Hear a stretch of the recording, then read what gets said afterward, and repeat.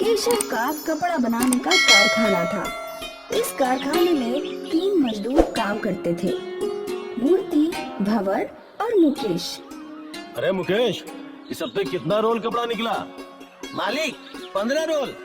अरे लेकिन हर हफ्ते तो 16 रोल निकलते थे ना, तो इस हफ्ते एक कम कैसे? वो मालिक, मूर्ति पिछले हफ्ते लेट आ रहा था, इस वजह से वो हो सकता है। ऐसा? वो क्या इस कारखाने को अपने बाप का समझता है? जब मन किया मुंह उठाए चले आए। उसे बोल दो कि ऐसा नहीं चलेगा। ठीक है मालिक।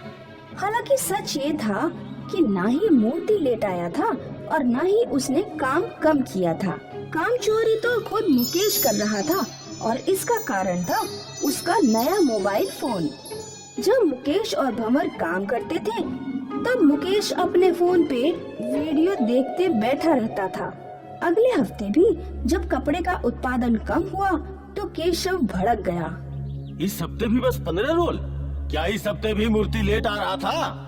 वो मालिक, हाँ। तो उससे बोल दो घर जाने के लिए। कल से उसे काम पर आने की कोई जरूरत नहीं है और तुम किसी दूसरे आदमी को ढूंढो जिसे काम की जरूरत हो और जो हमारा काम ईमानदारी से करे। ठीक है मालिक। मुकेश मूर्ति के पास गया। मूर्ति, मालिक ने तुझे काम से निकाल दिया है। अय्यो, पर ऐसा क्यों? मुझसे ऐसी क्या गलती हो गई जी?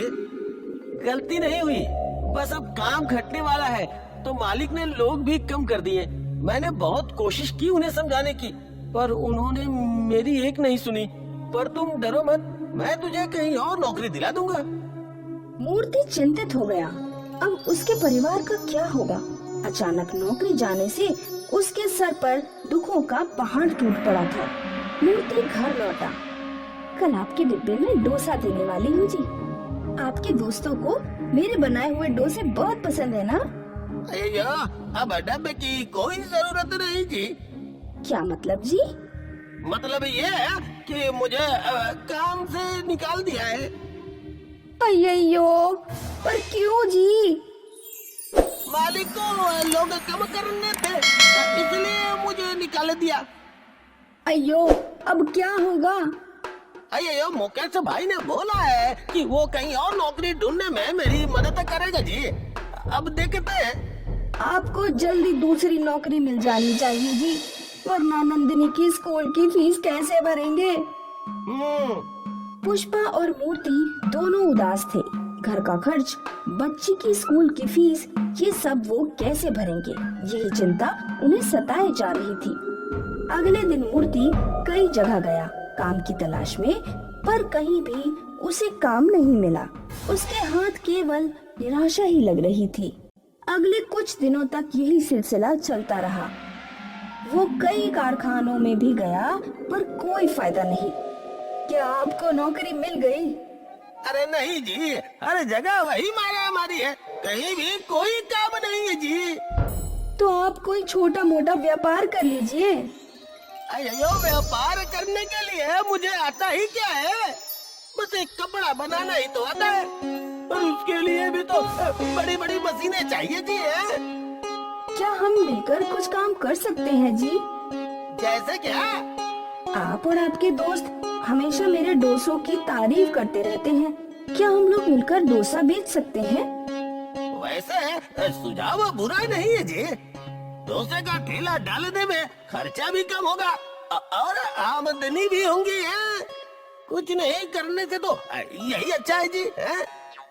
अरे वाह, मुझे उम्मीद है कि हमारे साथ सब कुछ अच्छा ही होगा। हाँ। अगले दिन गांव के चौराहे पे मूर्ति और पुष्पा ने अपना डोसे का स्टॉल लगा लिया। हे भगवान, हमारी मदद कर। स्टॉल खुलते ही वहाँ एक ग्राहक आया। एक मसाला डोसा मिलेगा क्या? हाँ हाँ, और देखते ही देखते काफी ग्राहक आने लगे। पुष्पा और मूर्ति दोनों बहुत खुश थे।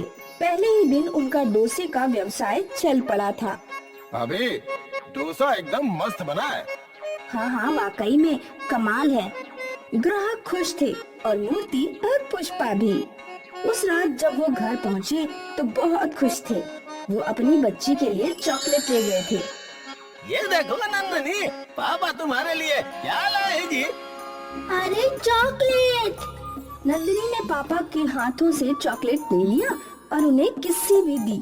मूर्ति आज बहुत खुश था। अयो पुष्पा, आज हमने 1000 रुपए कमाए हैं जी। बाप रे, इतने! अब रोज मूर्ति नोट गिना करता था। जल्द ही उनकी गरीबी दूर होने वाली थी।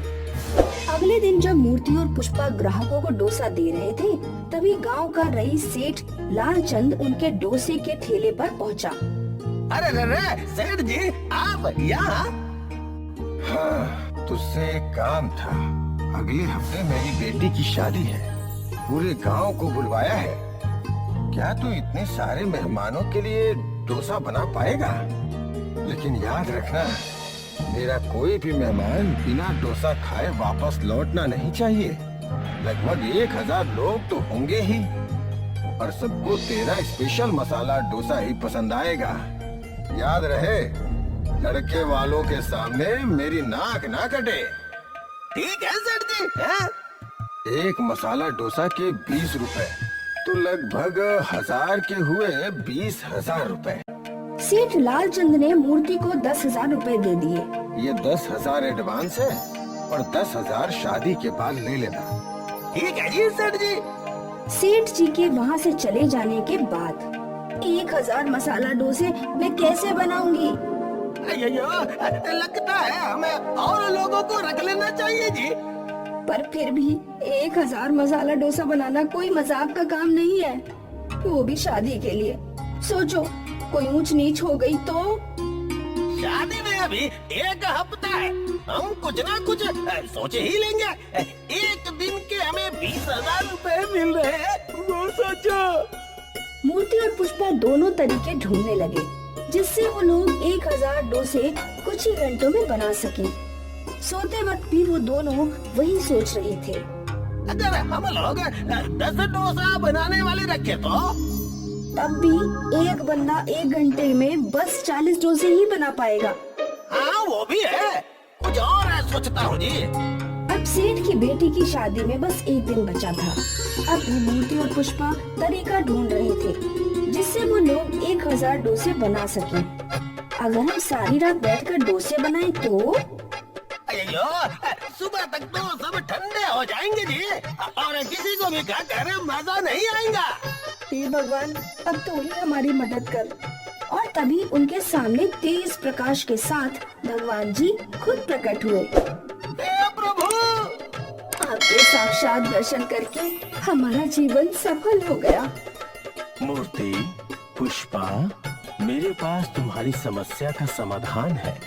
ये जादुई मसाला डोसा, इसे शादी में ले जाओ और 1000 डोसे बनाने का आदेश दो। मिनटों में ये 1000 डोसे तैयार हो जाएंगे।